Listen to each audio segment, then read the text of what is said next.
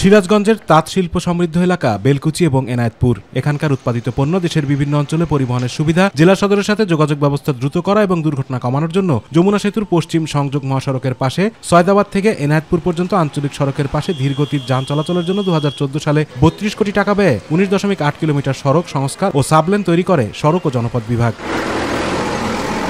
তবে নিম্নমানের নির্মাণ কাজের জন্য ওই সড়ক এখন গুড়ি, ইট, বালি ও বিভিন্ন প্রতিষ্ঠানের সাইনবোর্ড সহ সরিষা শুকানোর কাজে ব্যবহৃত হচ্ছে।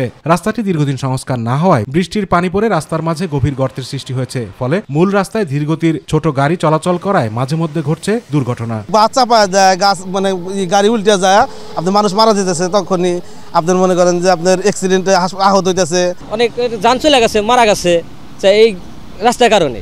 জায়গায় জায়গায় সাইনবোর্ড আছে, অমুক জায়গায় খেলে পাল্লা আছে, গরু বেঁধে ছেড়ে দিচ্ছে, ভাঙ্গাচুরা আছে।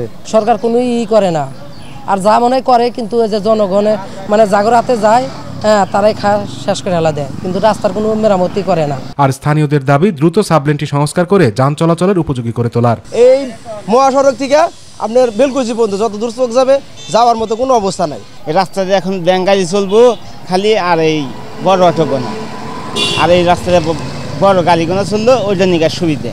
এই রাস্তাটা যদি হইতো ভালো হইতো তাহলে আমাদের সুবিধা হইতো। সড়ক ও জনপথ বিভাগ বলছে, আঞ্চলিক এই সড়কটি পাবনা পর্যন্ত মহাসড়ক করার জন্য ডিপিপি করে 1000 কোটি টাকার প্রকল্প অনুমোদনের জন্য মন্ত্রণালয়ে পাঠানো হয়েছে। প্রকল্পটি বাস্তবায়ন হলেই ওই সড়কের সমস্যার সমাধান হবে। এরপর লেনের যে ডিমান্ড, সেই ডিমান্ডটার কথা বিবেচনা করে আমরা সিরাজগঞ্জ থেকে এনায়েতপুর হয়ে আমরা কুইজেরি এবং ওদিকে হলো বেড়া, সাতিয়া, মাতপুর, এটা একটা আমরা কানেক্টিভিটি আমরা কাজ করতেছি। আমরা এখানে একটা প্রকল্প আমাদের বর্তমানে আমাদের হাতে নেওয়া হয়েছে, এটা আমরা অনুমোদনের জন্য পাঠিয়েছি। এটা এই প্রকল্পটা হয়ে গেলে এই যে সড়কটার কথা বলতেছি, এই সড়কটাকে আমরা 34 ফিট প্রশস্ততায় উন্নীতকরণ করে ফেলব। এনায়েতপুর, বেলকুচি ও চৌহালি উপজেলার প্রায় 13 লাখ মানুষের জন্য 19.8 কিলোমিটার দৈর্ঘ্যের এই সড়কটি গুরুত্ব বিবেচনা করে যথাযথ ব্যবস্থা নেবে সংশ্লিষ্ট কর্তৃপক্ষ, এমনটাই প্রত্যাশা এই রাস্তায় চলাচলকারী সাধারণ মানুষের।